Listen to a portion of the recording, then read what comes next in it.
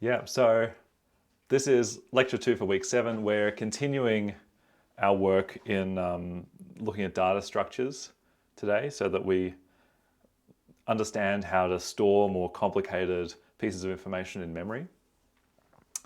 Earlier in the week, we had a deep dive on arrays, and we're going to go a little bit deeper today before we get started on another way of storing data.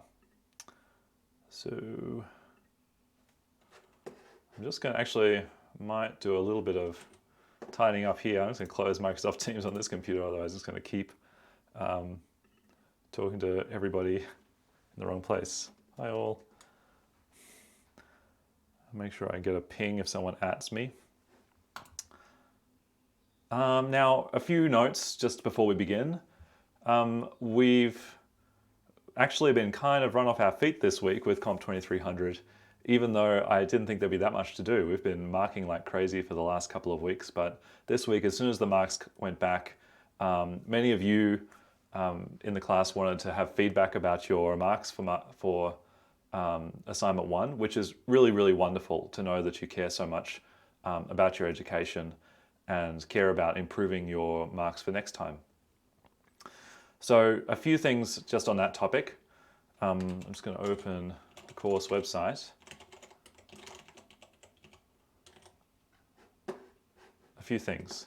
The first is that we had a document in resources, a web page called How to Write Your Design Document, which was there it's been there for several years, but we put our heads together after this assignment and came up with some recommendations for everyone. And I think that this will help if you're having trouble with your design document, or if you're disappointed with the grade that you got for your design document. This can help you understand why, and also help you understand what you need to do for next time. Now, I'm a big believer that many of you in this class who are disappointed with your grade for your design document, you can improve it in assignment 2. You definitely can, with a few targeted bits of work in making sure that you're telling us what we need to know in order to give you a great mark. I'm just going to have a little look through this. The first really important thing is that we do have some rules which result in deductions if you don't follow them in your design document. And one of the most important rules is the design document is a 2-page document, okay? 2 pages. You can have references on a 3rd page. You can have an appendix on a 3rd page, but these are not the core content of your document. So if you have text on the 3rd page of your design document without the word appendix above it, or without the word references above it, you will lose marks. We'll have a deduction for that. And furthermore, if you've got a very long design document and you've written a lot of stuff in pages 3, 4, 5, 6, 7, and 8, the examiner is not actually going to read that to give you your mark. So you're not only putting information in the wrong place, getting a deduction, but also not getting the benefit of all of your text being considered. And this is simply due to time and the importance of efficiency in communicating the important information to us as examiners. Secondly, it's really, really important that you've got a real PDF document called designdocument.pdf. There were a few cases where people had submitted a text file and renamed it as a PDF file in order to pass the continuous integration jobs on the assignment submission, which is a slightly bizarre thing to do, because we don't look at the CI jobs to give you your grade. We look at the design document, and if we open the design document and you can't see anything, then you're really not going to, you may get 0. And in fact, it will take someone else thinking, oh, it might just be a text file, try renaming the file. And then suddenly we discover that there's some information there. It needs to be a real PDF file. The best way to do this is to use a word processor like Microsoft Word or LaTeX to create your document. I've written up a little style guide here with some basic information about creating a professional document. This should be kind of required information for any document you submit to any university course. Please don't do crazy things in your documents. A4 paper, normal size fonts, normal size margins. And if you do use normal size margins and a normal size font and a normal page size, then 2 pages is plenty of space to include your information. Of course, we want correct spelling and grammar. We also want a writing style which is concise and clear. So that means we want you to work out what the most important ideas are that you need to communicate to us about your design in your assignments and put that down the page, okay? If you have written down something which is taking a lot of space, like maybe a story about previous things you did with your design document, or something that a family member or a friend told you which inspired you to create your design, think again about whether that's really necessary in comparison with the marking criteria, which I'll just talk to you about in a little bit. Of course, it's very important to use images in your document if you're trying to explain something complex. Sometimes it can be easier to explain it with an image, but they do need to be referred to in the text. That's just good style, so that when we're reading through the text and it says, I created an interesting type of waveform, this is shown in figure 1, we can look at figure 1 and there's a picture of your waveform. So we're not left guessing what your images mean. Now, we did say that the mark for part 2 is given on the quality of your design document and how that describes and details your design for your program. But we didn't give any more detail than that, and I just wanted to break this down into some more specific aspects so that when you're writing a design document, you can do a bit of a check off and make sure that you've got some information about each of these. And if you do have good information about each of these criteria and your document is clear and concise and your design is interesting and sophisticated, you'll probably get a mark you expect. So first of all, we give out marks for sophistication of a design and how it meets the assignment criteria. We give marks for sophistication of implementation in assembly language as described in your design document, although you also have to have actually done it. We give you marks for the sophistication of your analysis and evaluation of why your implementation is correct and appropriate for your design. So you need to do a little bit of discussion and about why you made the decisions you made when you were implementing your design in ARM assembly language. Perhaps tell us why this actually works if it's something which is rather complex. Some people do rather complex things in their part 2 designs which need a bit of explanation. And also tell us, maybe why your way works and some other way might not. So you also have to demonstrate your understanding of the course learning outcomes that apply to this assignment. So each assignment does have some different learning outcomes, but if you're in doubt about what you're supposed to be learning in this course, you should have a look at the course learning outcomes, which are on the home page under outline. This is what I expect you to know. So you can see this idea of design, implementation, and analysis here. 3 very important high-level things that your design document needs to have: design, implementation, and analysis. And this is straight from the learning outcomes. Okay, so the 3rd learning outcome here is that we expect students to be able to design, implement, and analyze programs in assembly language. This is exactly what you do in your assignments. That's what we're assessing you on, and you need to describe that process in your design document. So I've given you a sample structure here in our instructions, which can help you to maybe arrange your ideas. Take all the ideas you've got about your design and say, well, which of these are describing what I've done? Maybe that's the design part. Which of these are describing how I've done it? That would be the implementation part. And which of these ideas are describing why I did it that way? And they would be your analysis part of your design document. So if you want to, an easy structure to follow would be to have 3 headings: design, implementation, analysis, and give us information in each of those 3 sections. And if you do that clearly and concisely and correctly, then it's likely that you'll get a mark closer to what you expect.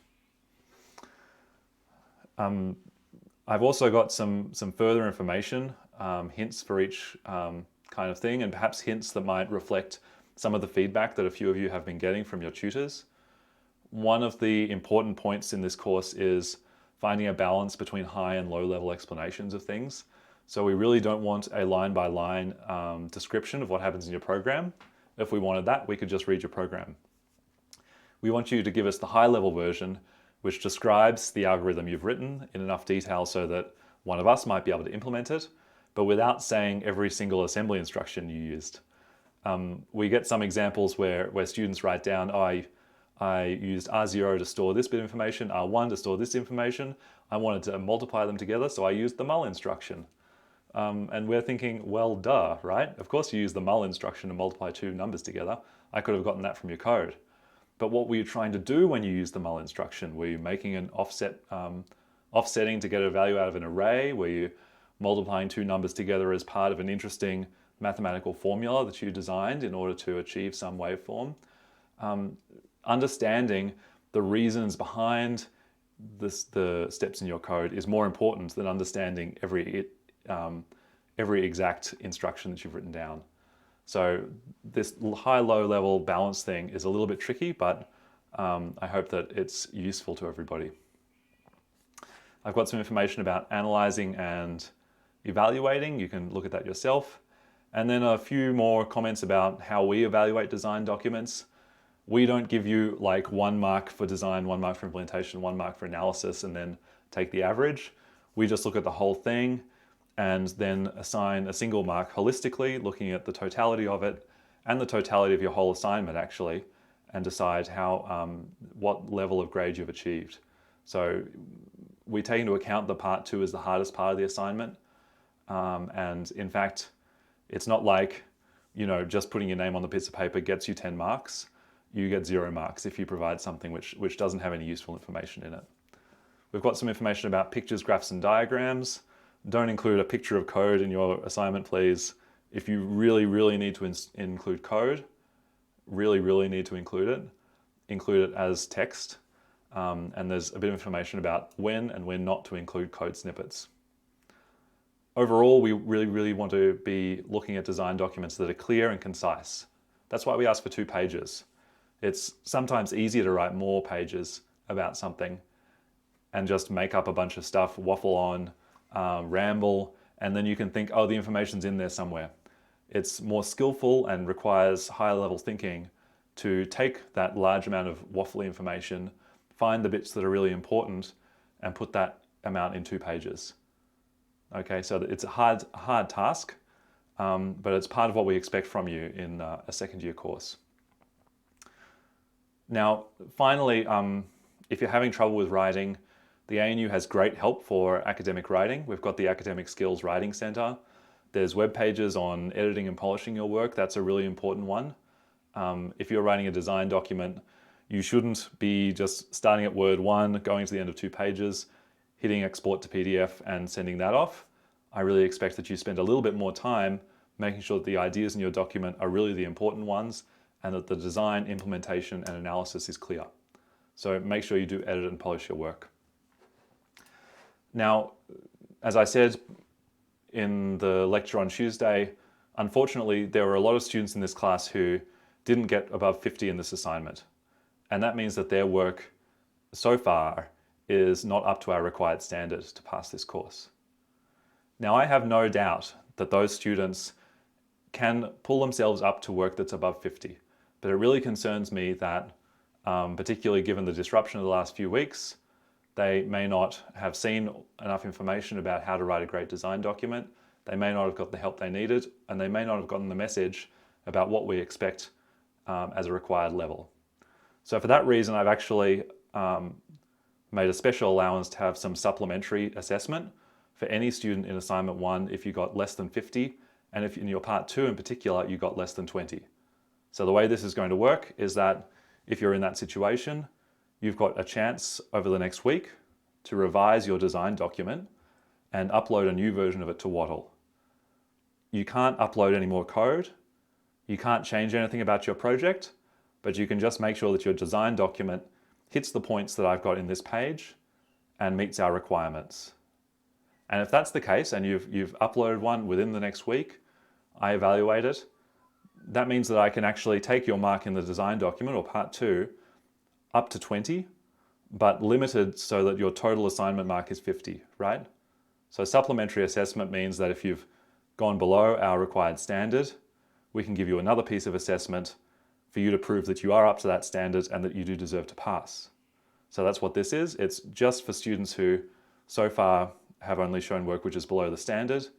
You get a second chance, adding a bit more work. Show me that you're up to the standard. And I hope that this satisfies some people who have been sending me a lot of emails, sending our tutors a lot of messages through Piazza, saying that their mark for part 2 was unfair. It's not the case that it was unfair. The case is that in many cases, your design documents weren't up to the standards that we expect. And in order for me to pass you, give you more marks, you have to show me that you can do it. Okay? So this is a chance. Of course, I'm sure there are students who have more than 50 in their assignment and would like to have a better mark. I'm very sorry to those students you don't get a chance for supplementary assessment. Supplementary assessment is only for students who have gotten less than 50% in an assessment task. So if you do have passed this assessment task, that's great. That shows that overall you are meeting the required standards, and overall you should be okay in this course. Of course, I hope that you take these messages on board and do improve your work for assignment 2, but you don't get a chance to resubmit something that you've submitted already. Now, that said, let's keep positive, because assignment 2 is coming up, and I think, I'm clicking the wrong button. I think that some people are getting into it and finding it quite interesting to start to look at. We've now released the assignment template. It's available on GitLab. The assignment is due on Friday, 15th of May, end of week 9, which is great. You've actually got more than 2 weeks right now to get this assignment done. And I think that everyone is going to do a really great job with this. I'm really looking forward to seeing the kinds of exciting things you do. Please note that this assignment is worth more than assignment 1. So make sure that you are taking on board any feedback we've sent you, that you are understanding that you need your design document to be very professional, very well written, very polished in order for us to give it a good mark. Okay, now I might head back to the content. If anyone's got any questions right now, please jump in the chat with it.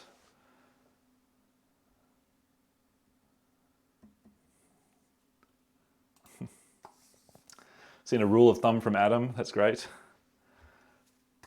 Okay, I'm just gonna have a sip of water. Make sure my stream's still working. I want to just check it every few minutes.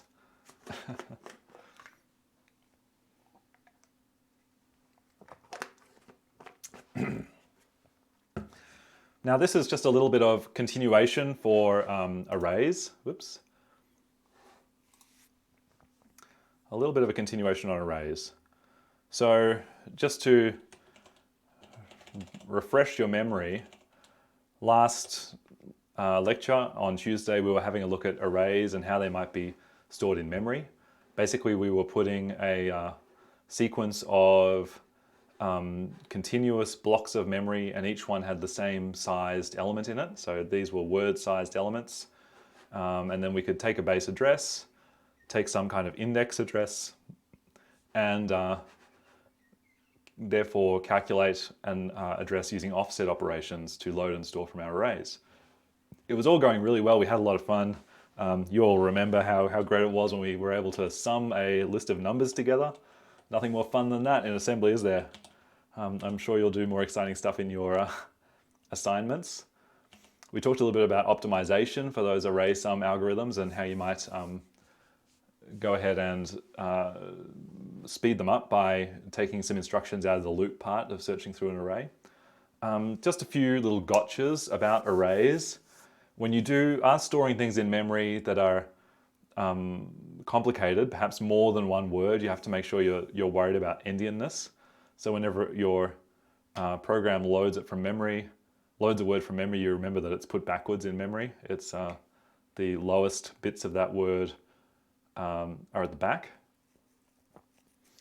Do remember that letter and store is only loading words, so 4 bytes at a time. And so far in our lecture on arrays, we're only looking at words that array elements that actually happen to be a word. So if the array element is an unsigned int, 32 bits, that's one word. That's great, we've got an array of ints.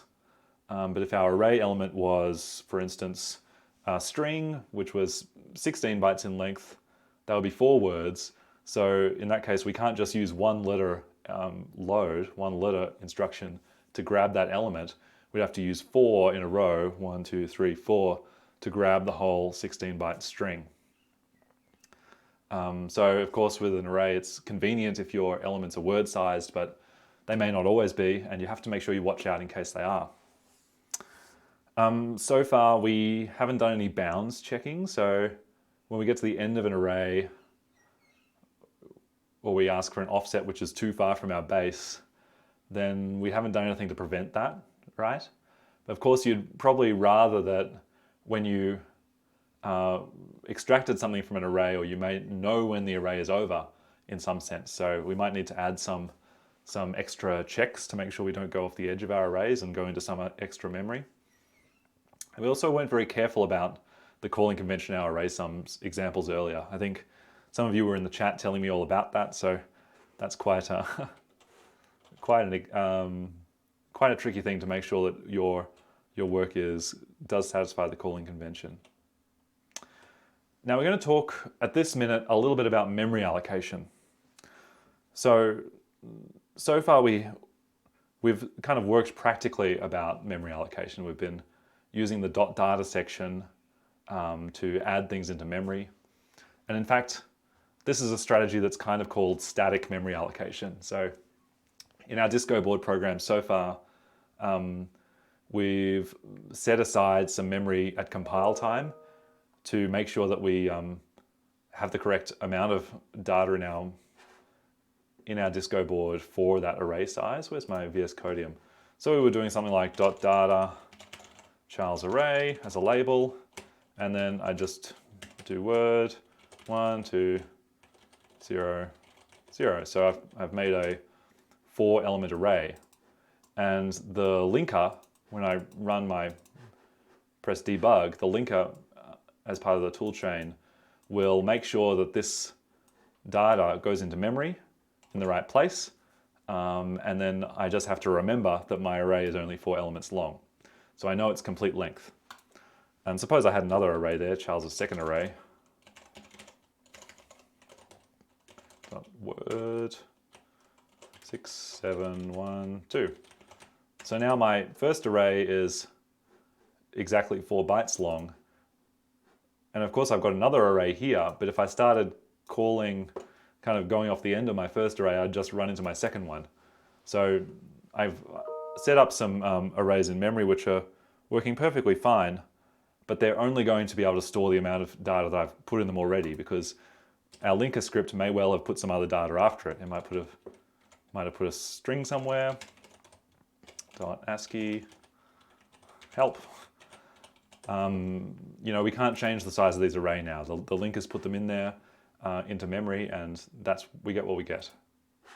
So the pro of this kind of structure, using the data section to set aside memory for our array, pro is we've already done all of our memory allocation, we've got all the data we want, and we're happy when our program starts.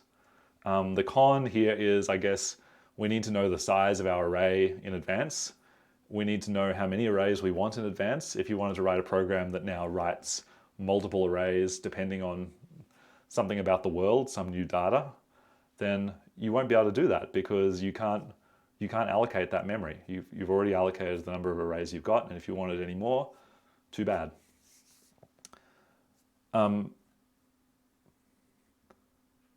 Yes, Oscar is asking an interesting question. Is it possible to define a .data section within a macro? Yep, but that would still be compile time static allocation. So not, it could be some way to initialize an array. I think it is possible to do .data in a macro. I haven't tried it because it would be a little bit crazy, but we can always try things ourselves. Now, the other option for memory is to have some kind of dynamic allocation. Now this means that your memory needs are not known when you press play on your Disco board in Codium. Your program only discovers your memory needs when it's running. So memory is made available somehow at runtime. And actually the stack is kind of dynamic memory allocation, right? Your stack can expand and contract, as much as required, or as much space as you've got in memory. And even though your compiler potentially could figure out how much data is required, it doesn't have to. And your disco board takes care of that at compile time. It can move the stack pointer down and pop things back off. So and of course there are other modes which we'll discuss a little bit later, but something to remember now, a pro about this dynamic strategy is that your array could, suppose you ever had an array of an unknown number of elements and you don't know this until your program runs, then it can pick an array of the exact size that it needs at runtime and perhaps change it if it wants to, or delete it and start again, add another one. And all this would happen while your program is running. And if you needed more arrays, well, there's more space. Your allocator or your stack could be expanded to fit in the number of arrays you want. You could definitely make arrays on the stack if you wanted to. Just decide how big your array is supposed to be, move your stack pointer down, put it right on the base there, and start writing to it. And that would be dynamic allocation of an array. A bad thing about dynamic allocation compared to static allocation is, I suppose it's going to take time while your program is running. It would take CPU cycles to set up the stack pointer, move that down, or use any other allocation strategy to store your arrays in memory. Another con is that it's definitely going to be a little bit more complex for our program. And for you as the programmer, if you're writing an assembly program and you'd like to use dynamic allocation on arrays, you have to do all the work. We'll talk a little bit more about this later, but it's now important to start considering how do we go beyond storing memory just in .data sections. And this is an important concept for connecting how we use programming on the disco board so far with the kind of programming you might do in Python, Java, or any other higher level language, where you can just have whatever variables you want, and then something else worries about how they're put into memory. So what's worrying about that bit? I'll let you guys have a bit of a think about that.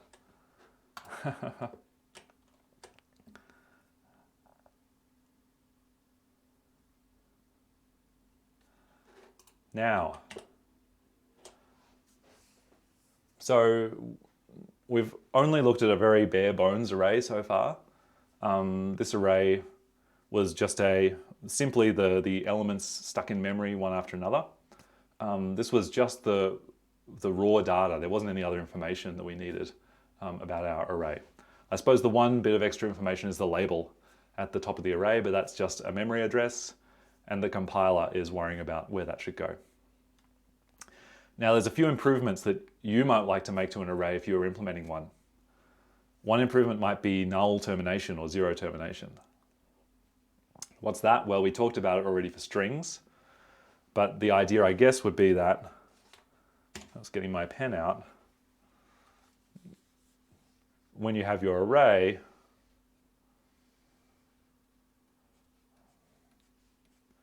suppose it's full of words, you know, each element could be 7, 2, 1, 16, and then here at the end we could have a 0 in it. And if you see a 0 in your array, that means that it's the last element. Now, in some cases, this works really well. This is exactly how strings are. If you remember, when you use .ascis, then you put in a string, Charles. They'll store it as an array, CHARLES, and then a 0.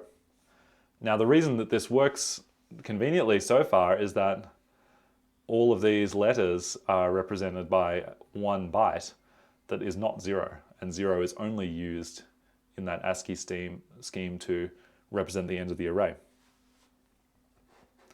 Yeah, exactly. Someone's just suggested in the comments that this would not work if we had elements that were actually a 0. So our array over here now can't have a 0 in it. If you've got a 0 there you want to store, then your code would just assume that's the end of the array and stop reading any further. So that could be bad, but we could get around that. Another option, why don't we store our array size alongside the data? So we could have one element of the array is just dedicated just to storing its size. that's not such a bad idea. And another question, I guess, is how might we make a resizable array?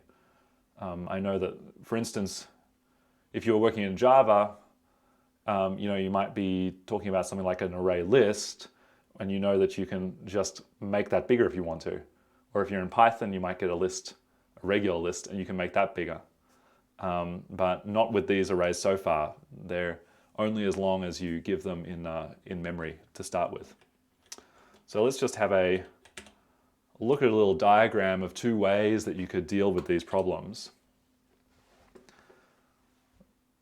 In the first instance, we could think about whether we might like to use the first element of our array just to store its size. So we've got our element 0 is going to store 8 because we know there's 1, 2, 3, 4, 5, 6, 7, 8 elements here. So that's a good strategy to make sure that you don't run off the edge of your array. If a function just receives an array without knowing how long it is, it can work on it because it can take this first element, say, okay, it's definitely 8 elements long, and now start working. Great. This is a perfectly fine strategy, actually, for storing the size of arrays. Another strategy, well, suppose we wanted to work on arrays that could change size, is to maybe store two numbers there. The first number would be the allocated size of the array, and the second number would be the amount of data which has already been put in. Okay, two numbers, one for allocated size, one for the current size. So this on the right would be that case. Our first number down here is going to be 7, and that's the amount of space I've got, 1, 2, 3, 4, 5, 6, 7. And our second number, 3, is how much space I've already used, 1, 2, 3. So this means that we can have an array which we can keep expanding as we go if we need more space in it.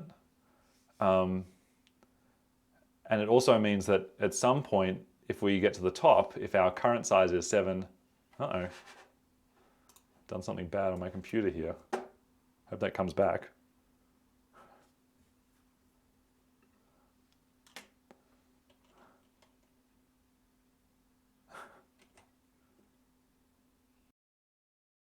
No, it's back.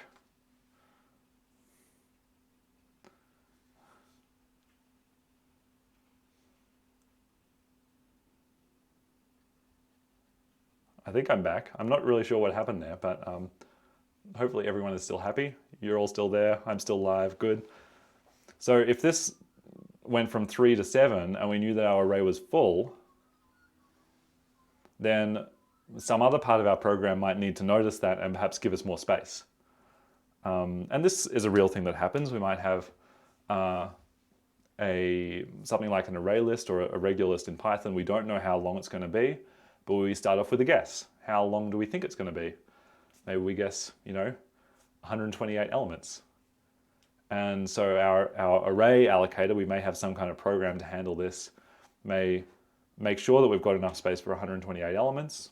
And when we get close to the top, it's like, I might need to add some more, and it will make another guess. And a typical kind of guess pattern is to just double it each time, right? Take your array, double the amount that you need or you think you need. So you've got some space for extra data. And if you use all that, double it again so that you've always got space for extra data until you run out of memory. Now, I guess this is a point which we've made so many times in this course. No, it doesn't work full screen. I'm not going to go full screen. I'm going to go. The point is, where are the arrays? So if you're just looking at your memory, looking in the memory view of your computer, is there a way to figure out where an array is?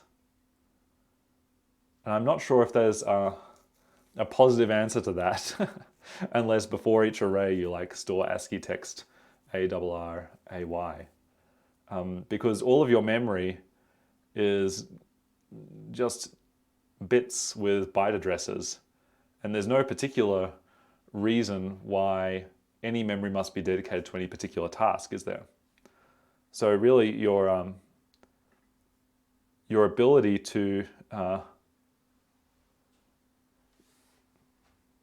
your ability to find an array in memory is completely limited to your ability to remember where you put it. So the address of the array is completely the programmer's responsibility in the case of assembly to keep track of that and make sure you have it. Because once your data is in there in memory, if you lose track of these very important addresses, then you won't know where they are anymore. And all bets are off now. You're just looking at a screen full of bits and you can't figure out where it should be. So that's very difficult. I suppose if we had null terminated arrays, you could look for zeros, but of course, you know, we've discussed in the chat already today that those zeros could be used as values in other places. So that's going to be no consolation either. Having the string that says array, well, that might work, except now you can't have any other strings that have the word array in it because your program will think that that's another array. So this is really, it's not possible to know where these arrays are unless you keep track of it. Okay, that's enough about arrays, our little array refresher. Now we're going to talk about records, something a little bit different. So these were the two main data structures for this course, arrays and records. Big picture about what records are. A record is a data structure for a collection of heterogeneous data. So it's data which is different.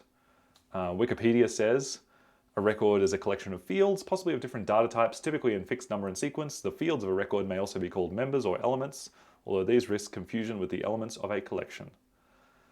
So I think the critical thing here is that the record has a fixed number of things in it, and they're in a fixed sequence. So whenever we know that that record is there in memory, we can work out how big it's going to be and where the individual elements are inside it. So this is where we get to like the point of overloaded names. Historical notes about these kind of things. There's often many attempts to name the same thing in computing over the years or provide different names for the same idea. Some other ways of talking about records could be structs, tuples, objects, although objects mean a different thing in object-oriented programming. That's a different kind of, or a more, much more advanced version of this same concept. I often think of these as structs, which is what they're called in C. So if I accidentally say struct in the next few minutes, then you'll know why. Some of these terms can also mean different things that don't obey those important rules about records. You have to make sure you're looking after the context in computing, and that means what your system is defined to call these different things, what the rules are in your system, or programming language, or programming environment, or job, or style guide, or whatever. So context matters. Now, analogy time. What's the difference between arrays and records? You might be asked at some point in the future. When you hear an array, I want you to think of this screen here. A full screen of neatly stacked containers. Neatly stacked containers. So every container in the world has the same size or is part of the same standard for containers, which means that containers can be stacked neatly on ships and moved around the world with different things in them. And even though those things may be all kinds of different sizes and shapes, the containers are all the same shape and they stack neatly, just like an array. All these elements are exactly the same size and shape. They stack neatly in memory. The record is this, a big pile of boxes. Okay, you've got a bunch of different kinds of data and it's just all getting jumbled together and it's in a big pile. Okay, the crucial element here is not to take this analogy too far because, of course, I have told you before that records should have some strictness about them. They need to have exactly a defined number of fields and a defined order of fields.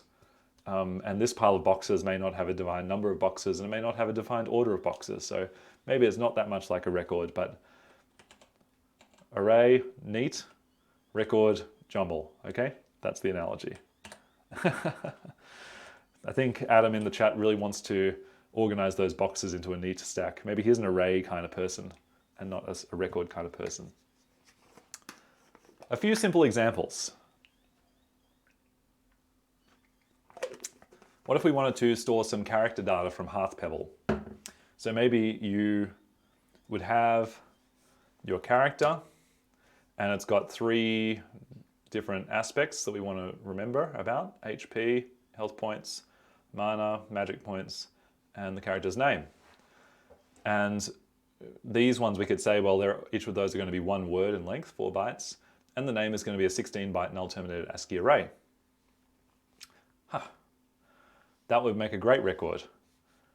We could start, stacking it in memory so that we have our first 4 bytes would be HP. There's a better diagram on the next slide, but I'm just going to draw it out to start with. That's going to be mana, and then the rest of it is going to be the name. And this would satisfy our requirements for the record. We've got the right number of things, word, word, array, and we've got them in a particular order, word, word, array. We can't do array, word, word. Another interesting example that may be useful in assignments, if you're very clever, would be some information about a synthesizer. So you could have, or information about a note, for instance. You could have a bit of information which would be the frequency of the note, something about its phase, and something about its amplitude, whether it's loud or quiet. Phase would kind of changes how the waveform is positioned in time relative to other waveforms. And the type could be the waveform of that synthesizer. So maybe you have a synthesizer which is configurable, whether it's square wave, triangle wave, sine wave, sawtooth wave, etc., or noise wave. So there could be, and one of these could be a half word for the type. Maybe we don't need to have more than 16 options for type. We can save some memory there. And our other ones could be just regular words.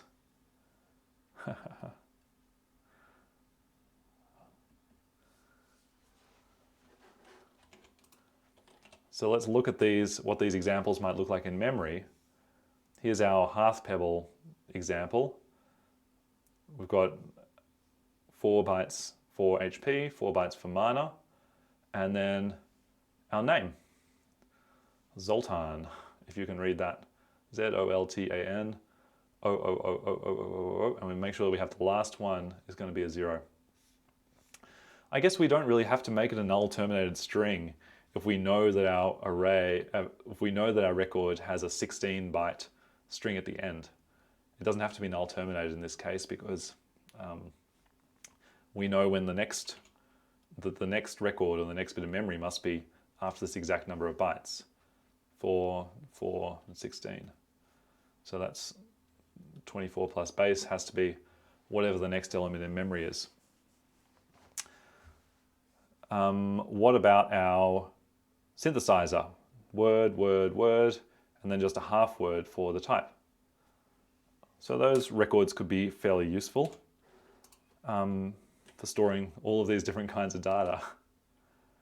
Now, I think one of the important things about a record, which we went through already, was what the different orderings of the fields might be.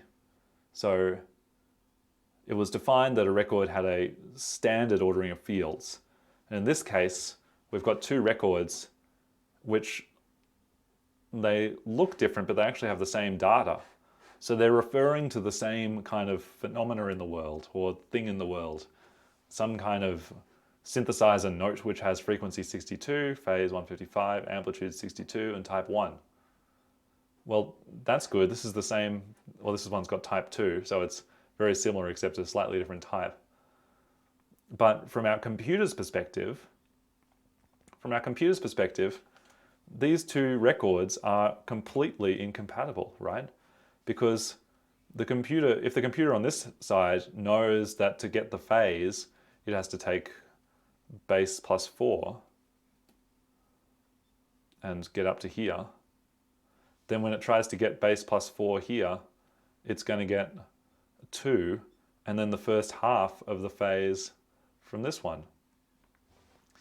So the field ordering is really important with records. You can't screw it up. You need to make sure that you set a standard for your structs. Oh, there I go. It said struct instead of records. You make sure you set a standard for your structs that you never ever change from inside your program. And just with arrays, the only person responsible for making sure that your data structures are going into memory correctly and in the right order is you. You have to do all the jobs here as the assembly programmer. Make sure your stuff is in memory correctly and in the right spot. Yeah.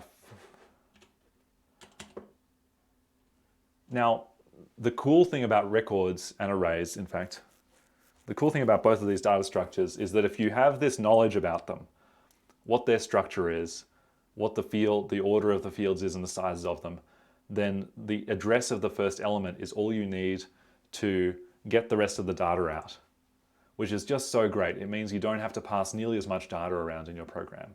If you want to send another bit of your program a Hearth Pebble character, all you have to do is send it the one register's worth of information, one word, which is the address in memory of the start of that Hearth Pebble character's data. And then another bit of your program can have a look at it, do what it needs to do, and everyone is happy. The other option would be sort of trying to pass by value, I guess. There we go, saying pass by value and pass by reference, where you're taking all of the data out of your record, putting it into registers or putting it on the stack, then sending this to your function. Your function has to grab things off the stack or grab them out of registers and operate on them that way. When you're just dealing with the first address of your elements, it's much more convenient to be communicating with these different parts of your program. So it's definitely the way to go. The address of the first element is all you need.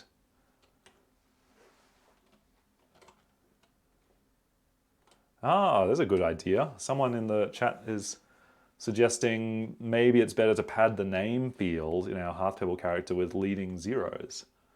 Yeah, that's handy because, well, it will be a little bit different. We might try a demo with the Hearth Pebble character in a minute, so we could see what happens when we do that. So here's my records by request. I guess I'm going to demo the Hearth Pebble character. Let's give it a go. So I've got my dumb arrays here. I'm going to get rid of those.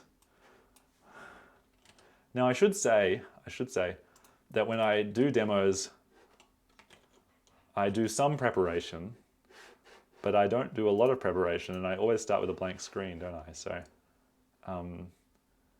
be gentle if I make mistakes. I'm always listening in the chat, and if you see me making a mistake, just type @Charles, and then my computer boops, and I know to look down and correct my terrible error. Okay, so I've got my .data section. I'm going to put in a Hearth Pebble character now, and I'm going to put, this is my usual video game name. That's a dot. That's a bad start. Chunk. So I've just got a label for or say chunk data or something. That's my start of my record. And the first thing was the HP, I think. So I'm going to make a word for HP. I suppose I'm just starting out in this game, so my HP is only 25. And my mana might be even worse, not very magical, just 5. And then I've got my name. Ask is chunk. I don't want ASCII, I just want ASCII so I can get it exactly right. 1, 2, 3, 4, 5, 6, 7, 8, 9, 10, 11, 12, 13, 14, 15, 16. Yeah, so I suppose what's going on, or Isabel's suggestion in the chat was that we take chunk, and instead of having it this way, I pad the start of it with zeros. 1, 2, 3, 4, 5, 6, 7. 1, 2, 3, 4, 5, 6, 7, 8, 9. So now I've got 16 characters, but if I use this bit of information, then chunk is kind of right justified. Or we could ignore every space until we get to the character. And if I use that in some other method, I could just ignore leading spaces and start my array of characters there. But for the moment, I think I'm just going to make it easy on myself and keep chunk like that. 1, 2, 3, 4, 5, 6, 7, 8, 9. If Isabel's got another idea about why it would be better to do that, chuck it in the chat, because maybe I'm out of ideas right now. I can't quite see how it would be good. Okay, so I've got my record in memory. let's do something with it, right? Let's access this data. So the first thing I'm going to do is get my address. Chunk data, cool. So I've got my address, and now I might want to read some information out. What if I wanted to read my mana? So just remembering that this is HP, and this is mana. Oops. And that's going to be my name. Okay. Now, first I want to get my mana, and I can't just go R0, load R0, because that will be this variable here, HP. What I want to do is take an offset, and if I know that's one word, that's 4 bytes. I can offset by 4 bytes.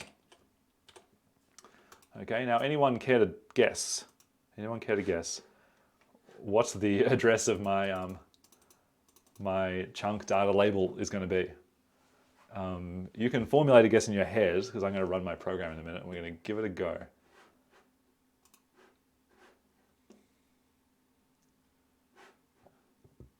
Okay. Whoop, it was 2 followed by 7 zeros. It's always 2 followed by 7 zeros, because that's the base of the sort of useful memory. So let's put it right at the end, at the lowest address of useful memory. And now I can load in my mana. Load in my mana, which should be going into R1. And that works. I might load in my HP after that, R0. And then I might, well, I'm not going to load my name, I'll just load the first character of it. Letter R3, R0, 8. I actually just want 1 byte. I keep pressing, thinking I'm on my Mac and pressing the wrong buttons.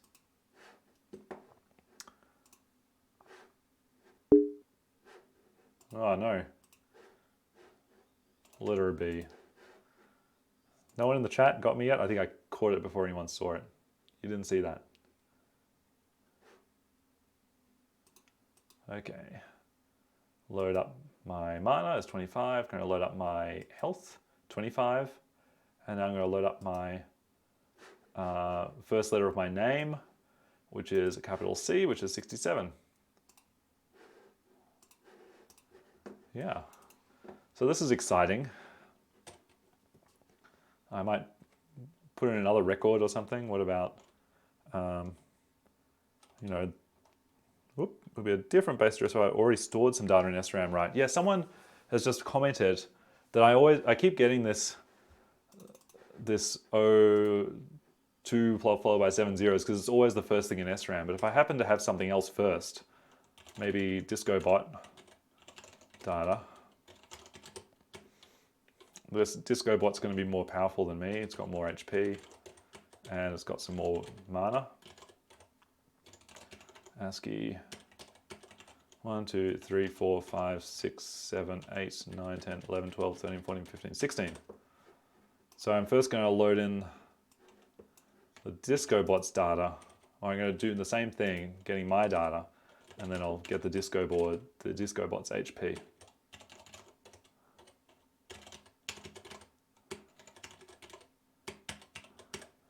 And you can see that I'm doing exactly the same thing in my little procedure here. I'm just loading a base address and an offset and putting it in R1.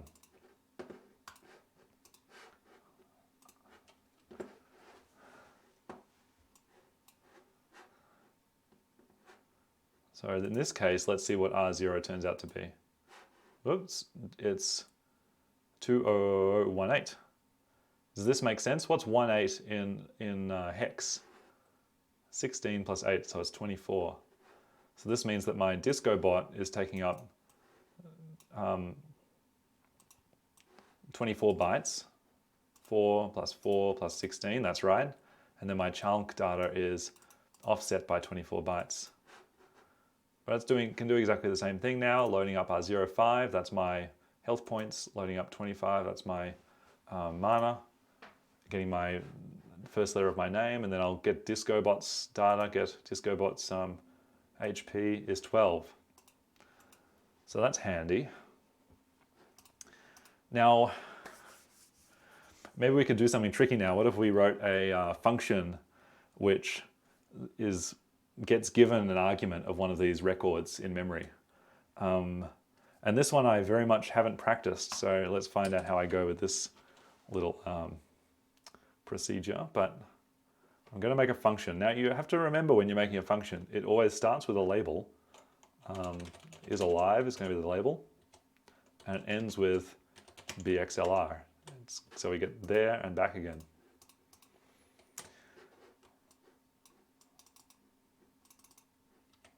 I might get rid of my disco bot.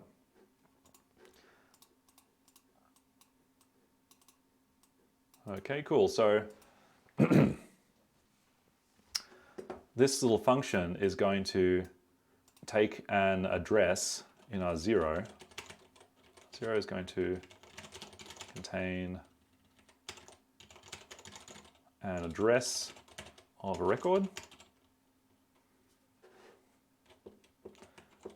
And then R0 will be returns, or the alive status returned in R0. Okay.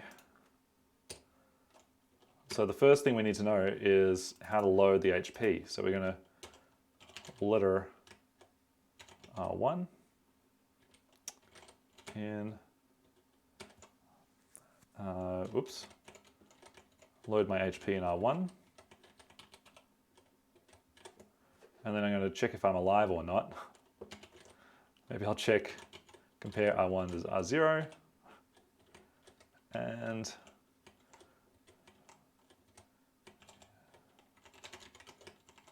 return. So the then is going to go there. We drop through the else, so it's BEQ if my health points equals R0.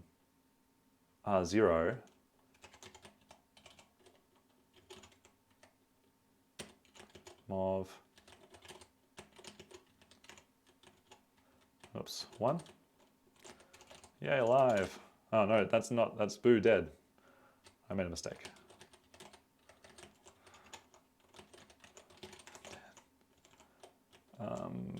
And if not, it's going to mov R0, 1. Yay, I'm alive.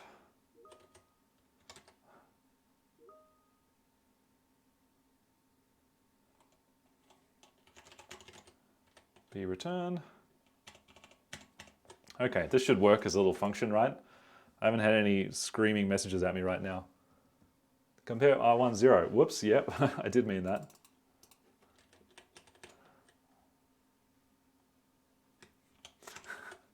Don't do that in an exam, otherwise unfortunately I have to mark you down if you're comparing the wrong thing. Although in an exam you don't have to talk while you're coding, so I think that you're having the advantage over me in writing these little functions out. Okay, so now I can use just this function. So I've loaded chunk data into R0, that's that address, and now I'm just going to BL to is alive, and then after that we can see what is in R0. Okay, hopefully this works. So I'm just going to drop into that function, make sure it's all working correctly. I've got my address now, go in the function, load up my health points compared to 0. I'm alive, yay, be return, bxlr, and my R0 is 1, which is great. And I can easily change this to my data bot, disco bot data, and perhaps somehow against the odds I have managed to destroy the disco bot. We can check if the disco bot's dead or not.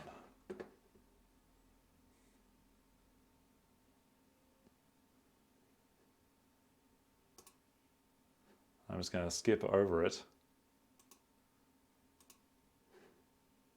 Oh, I made a mistake. Oh no, I'm good.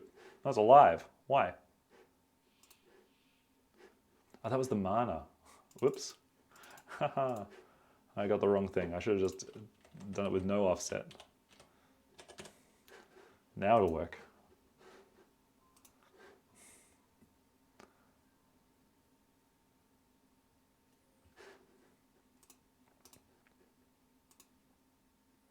Okay, it works this time. So I've loaded up my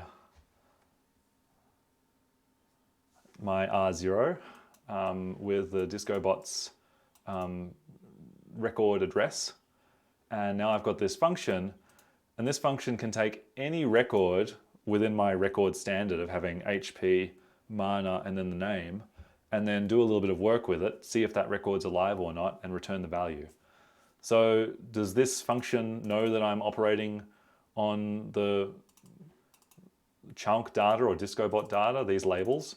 No, it doesn't care. It only cares about what memory address I've given it in R0, and it assumes that from going from there, it's going to be able to see a record in this standard, find the HP in the first 4 bytes, check whether it's 0 or not, and return a result based on that.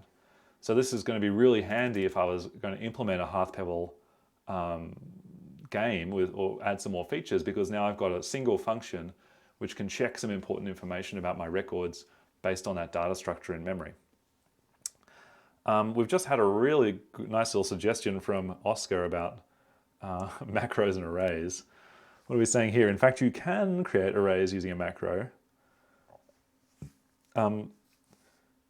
It needs to create the data during compilation, so it can't be used from a function. That's right. So it's not a runtime thing. It's still a static thing, but it's sounds like it's a little bit complicated. You just have to make sure that your label is has this kind of counted format in the macro to make sure that you can get it to work properly. Now I might stop that little program and continue with one more little topic for today. Oh, I suppose before we stop talking about records, I suppose we could talk about how you might combine these things. Now, things do get interesting in computers when you start to combine them, right? Functions within functions, and now we can do data structures within data structures. So can you do records inside records, nested records? Totally, why not?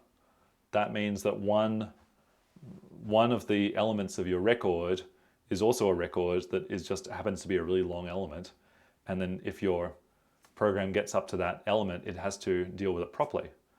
And when we're dealing with higher level languages, you'll have things like the type of it, like int or array or list or something. And that means that the compiler knows what to expect within that, or a array that contains strings, right? Or an array of ints or an array of floats. So the compiler knows what each of those elements are. And of course, when we're doing assembly programming, you just have to be the compiler. You have to remember what those elements are and make sure you do things to the same standard. Can you have records of arrays? Totally, why not? One element of the array is just a really long element. One element of the record is really long and happens to contain an array. In fact, we already did that with characters, with a string, an array of characters for our Hearth Pebble record. Someone asked in the Piazza this week if we can do arrays of arrays. We can totally do that. A 2D array is no problem. Just have to make sure that you're careful about how big your elements are. This is all acceptable. This is all useful. All of our computer, our kind of grown-up high-level data structures are probably behind the scenes using all kinds of composite data structures, combinations of different structures of things to combine these basic building blocks of data structures into something which is useful to everyday programmers. Are these records that we've been defining so far objects in the oriented sense of the word, the OO sense? No. What do you need to have for an object in OO programming? An object can have fields, that's right, the data, so we got that. And we need to have methods. And the methods of an object in OO are the different functions that kind of belong to that object, and it can operate on itself or other things. So to add methods to objects would take a lot more work. You'd have to have some place where you can define these methods, and then within the object, some place where you store the location of each of the functions that it can do, each of its abilities. And there's some information on this slide you can click to look up how virtual method tables are created to implement this within C++ and Java. So a little bit of extra information if you're interested. it's great when we're doing this because we're starting to touch on topics that many of the tutors who are taking the compilers course right now at ANU are getting really excited about, and they'd love to talk about this stuff with you. So if you have more questions about how these things work in grown-up programming languages, in high-level programming languages like Java or, for instance, then ask a tutor, and they can, or ask on Piazza, and someone will talk your ear off about how exciting and interesting these things are. Now we've got one more little topic for today, which is memory allocation. Memory allocation. So we talked already a little bit about what it might mean to allocate memory for an array. And of course we discussed that we've had two options so far. One is to statically allocate memory. So right in our program, in the data section, we've got some data stored, and it's never going to change throughout our program unless we do something else with it. But it's been stored there in the code. The assembler knows where to put it, the linker knows where it's going to go, and it's going to statically stay there for the whole of our program's runtime. The other option was dynamically allocating memory. So memory is, an array is only sort of set out in memory when we need it in our program. And this has the advantage of being able to define many arrays, or as many arrays as we need, or as few as we need of the correct length that we need. We can define much bigger objects that we need and then free up the memory to use it for something else later if we're tricky.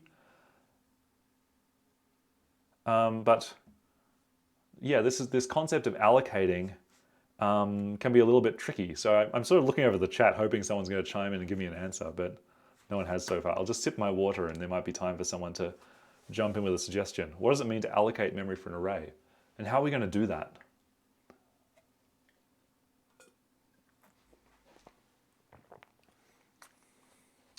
I should have some little like waiting music when I'm asking everyone a question. You get like the only thing I can think of would be the tune from the Nintendo Wii shop. Do do do do do do do do do do do do do do do do. No suggestions? No one's making suggestions. Maybe everyone's gone home or just gone to sleep. It's 4:15, so I can't expect you to stay around for too long. Mitch is just doing the little dance now.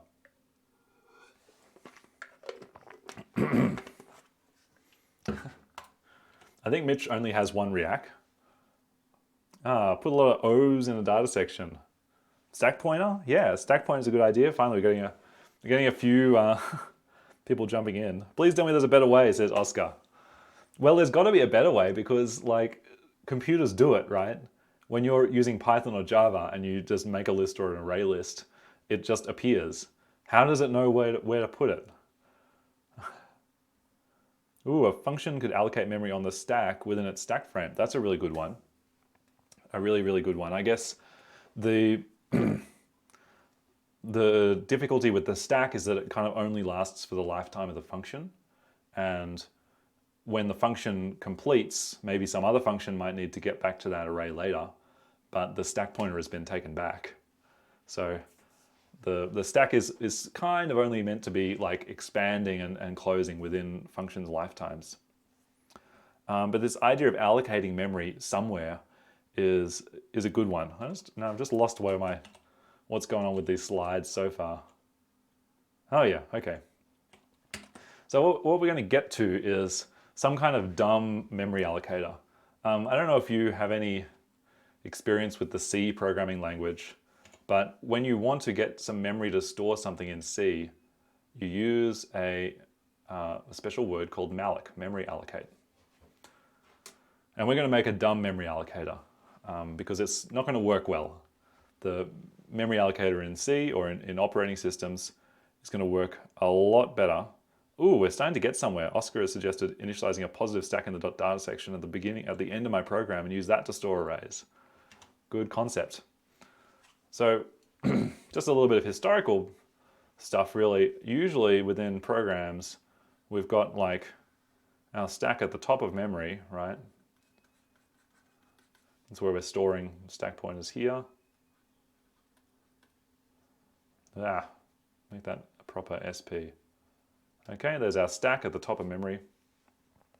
And our program has a bottom of memory, and we've already been using this for some static stuff, right? So there's static bits and bobs, static stuff. And we might have this other bit of memory going up here. And this is where we're going to have all of our dynamically allocated stuff, which we don't want on the stack. And it's often called the heap.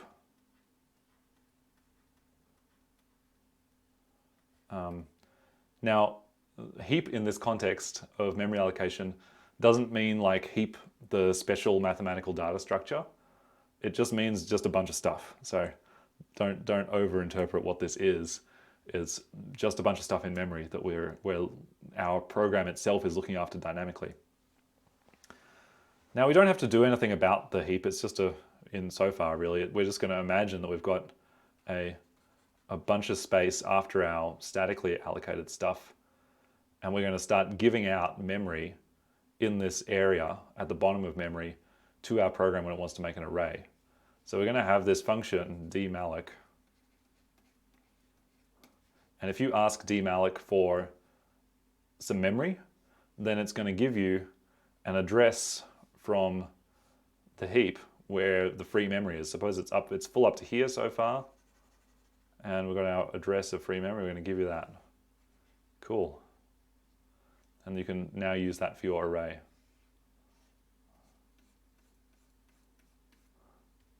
Yeah, dmalloc.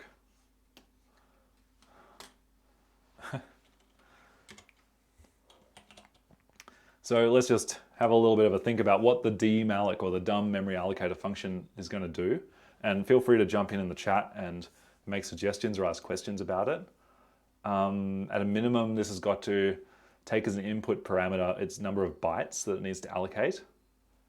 And then its output or its return thing will be a memory address, which points to that many bytes of free memory. So it's going to help us to guarantee that if we get a memory address from this dmalloc function for a number of bytes, then later on the dmalloc function isn't going to give this memory to someone else, because if it did that, it would be bad. Our memory would be written over. Of course, there are many other things that it could do. Dynamic memory allocation is a very interesting and detailed thing to worry about, but this will do for now. Whoop. Adam is suggesting how to resizable array work with dmalloc. Well, you can't allocate an infinite amount of memory. You can only allocate a set amount of memory and then expand it later. So the idea of the resizable array was you would say, I'm going to give my array, if I want to make a resizable one, I might make one which is twice as big as I need, or twice as big up to a 4-byte boundary or something, and then allocate all of that. And then the array's got its extra stuff, and then there might be some other part of the program. Whenever we add something to an array, we have to use a special function, and that special function is going to check whether our array is full or not, and if it's full, then it asks the malloc for more space and maybe copy the whole array into it. And so we need to have much more machinery to look after it, right? We have to start considering that we might need to have special protocols for dealing with more complicated data structures, like a resizable array, which would know when they're allocating memory, how big they are. Are these going to be slower? Totally, yeah, they're totally going to be slower. So that's why at the assembly level, we're just dealing with things at the fastest possible way, statically allocating, non-dynamic array sizing, right? Very simple stuff. I'm going to get to the program, otherwise I won't be able to do it. Oh yeah, now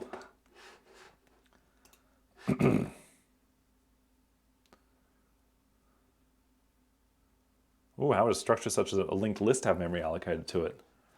In a similar way, let's work on the dmalloc, and then we'll get to other data structures and see if we can do it.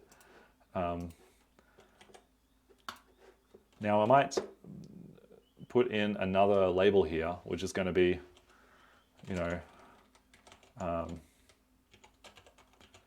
dmalloc.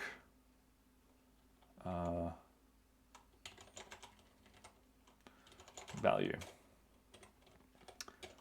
And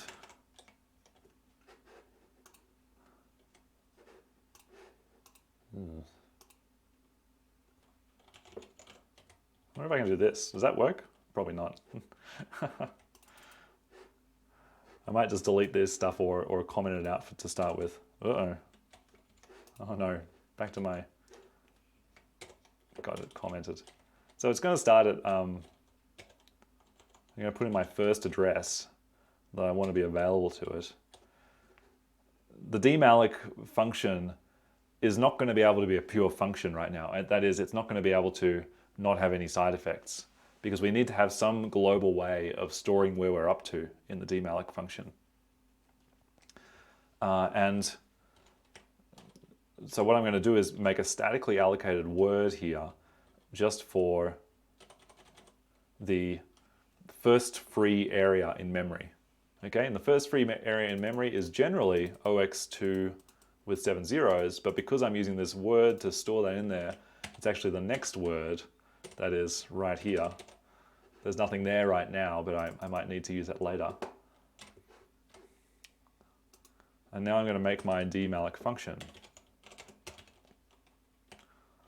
Demalloc bxlr.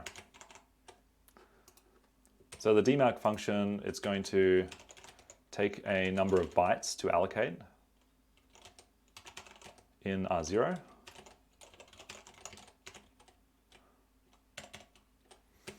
And return a memory address in R0 to that number of bytes. Great, okay.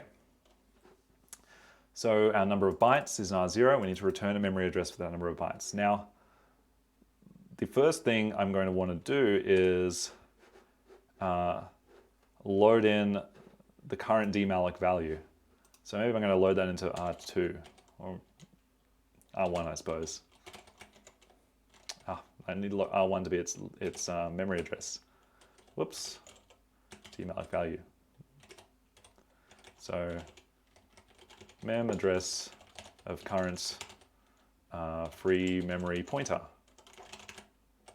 I said pointer here, which is a word you often hear with in C for a variable in a high-level program that actually contains an address in memory. But we can use this in assembly as well. Now this register is going to contain a memory address, so it's a pointer to somewhere else, to down here. And I'm going to get I'm going to actually increment that by the number of bytes.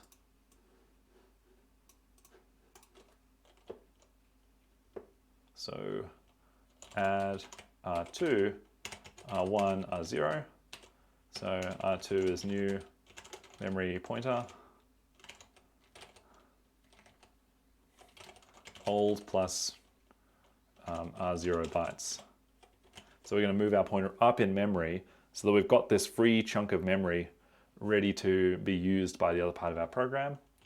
Now I'm going to mov R1 into, wrong way around, mov R0, R1. This is the return. I might do that very last. Otherwise it's confusing.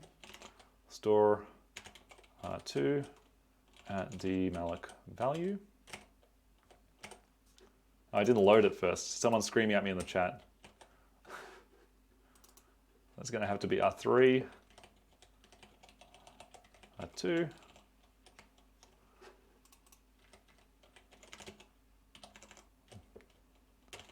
letter R2, R1. Okay. Is this right so far? That's not right. That needs to be R2. Okay. Return free memory pointer to program. Store new free memory pointer in static variable. Okay, first things first, get the address of my free memory pointer. Second thing, load that current value of the free memory pointer into R2. Now I'm going to add the number of bytes my other part of my program wants to R2 and store that in R3. Then I'm going to store the value in R3 back in my free memory pointer address area. And then I'm going to just move my old free memory pointer into R0 so I can return it to the other part of my program and then return.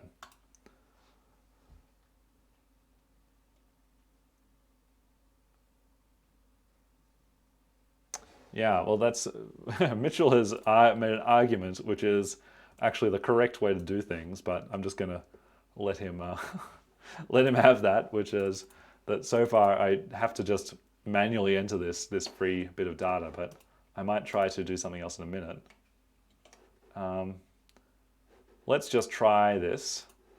I'm going to comment out my existing program. And I'm going to call dmalloc, or mov. Suppose I want 32 bytes of memory.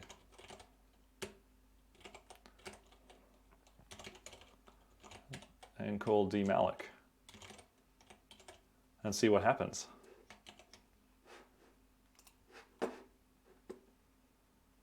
No screaming in the chat. Adam is saying objects in the heap wouldn't be word aligned, right? Well, I think they probably would be word aligned because it'll make the heap faster. But the allocator will take care of all that for you. We're getting inside baseball on allocators now. So I've got my number that I want. The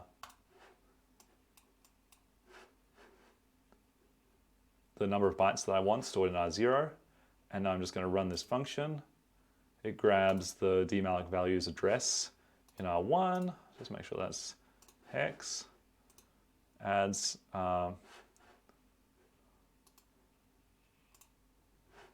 loads the current free memory pointer into R2. That's good. Now in R3, we're going to increment that by 32 bytes or 20 in hex. Then I'm going to move the free memory pointer into R0 and return. So now I've got a pointer in R0, which is some memory that I can use, 32 bytes of memory that we know is free. Now I'm just going to check in memory. Oops, using my Mac OS keys again. Check in memory. 1, 2, 3, 4. It's too many. 32 bytes. I can now see that my first free memory address is now 24. 02000024, or 20, sorry, 20000024. So this really dumb malloc program should be working so far. It allows me to keep track of a kind of global variable where my free memory in the heap is, and if I ask it for 32 bytes, it will give me a address in memory and move that free pointer along so that it doesn't give my memory to anybody else later in the program. So this is really good, right? I guess the problem is what happens if we run out of memory, and this is where we start to get into what real malloc could do. Real operating systems, or real, both the operating system and the runtime executable for runtime libraries for your programming languages, would give you dynamic memory allocation, which is a whole topic. There's many strategies. And it sort of works like this, in that you ask it for some free memory, it gives you a pointer, but it will have other features. One will be that it lets you free memory after you're done with it. That might in fact be the more interesting part of this operation, because just giving out pointers to free memory and running through my whole available memory is very easy. But when I've start to free those bits of memory, and maybe there's a whole lot of holes in my memory, and my free memory pointer is now all the way at the end. So how can I later on make efficient use of those holes somehow and maybe clean up after myself? The memory allocator also will write a little bit of metadata before each little bit of memory, so that it later on someone else can look through the memory and find out which bits are used, which bits are free, and how long they are, and traverse through this memory structure, which would be handy to make sure it can clean it up later. And also, the real malloc would probably do something which is not crash if you ask for more memory than it has available. If you type malloc in C and it can't give you that much memory, for some reason it can fail and it just returns 0. And then you have to check whether it's returned 0 in order to know whether it's been successful or not. I guess one last trick with this is that when we're in a higher level languages like Java, for instance, and you allocate some variable like ArrayList n equals new ArrayList, that's using some dynamic allocation, and then it's not possible to accidentally go outside that ArrayList. But if you get a pointer from malloc to some memory and you say you want 32 bytes of memory, and then you write 33 bytes of memory into it, a 33 byte array, then malloc is not going to stop you doing that. And it doesn't in C and it doesn't in assembly. So you have to make sure that you are taking responsibility for how much memory you're asking from the system and only using that much. Otherwise, you'll end up writing on other bits of memory that other people have used. I might wonder what would happen if our stack got down, and our heap got up, and they crashed together. It would probably be bad, so let's not think about that. Hopefully it will never happen to us. And if it does, we'll have to worry about much more complicated strategies for dealing with it. This is not going to prevent us from accidentally doing that. Now, just finally, before I leave you for the day, there's 2 important links here. One is this one, Plants, Chapter 15 on data structures, which is kind of the model for the data structures information we're giving you in this course. It talks about arrays and talks about records. It goes from more of a C language perspective and then illustrates with assembly code, but still very interesting to read through. And then if you want to know more about memory management, there's a link here to a great page on IBM developers. I've been doing a little bit of research this week, wondering about how memory allocators work in C and looking up, old algorithms from the 80s when people were working on. It was kind of a bit of a sport between computer scientists to write extra bits of extra C compilers and C libraries, and sort of improve the free tools for the Unix operating system. And a lot of this stuff now we take for granted. It's built into Linux. We've got great tools and people looking at other interesting languages for challenges. But I might go to the questions slide. And oh no, don't open another OBS. OBS can have multiple version instances simultaneously. I would say that it's question time now, so do jump into the chat, or I might say call it the goodbye slide actually, and then you can jump in with a question and I can answer it as you leave, or you can pop it on Piazza later. It's been a fun week looking at data structures. I think there's going to be some even more fun stuff next week when we get into the interrupt and asynchronism demos for this course.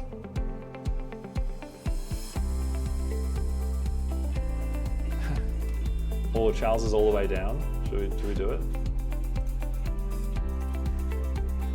Charles is gone.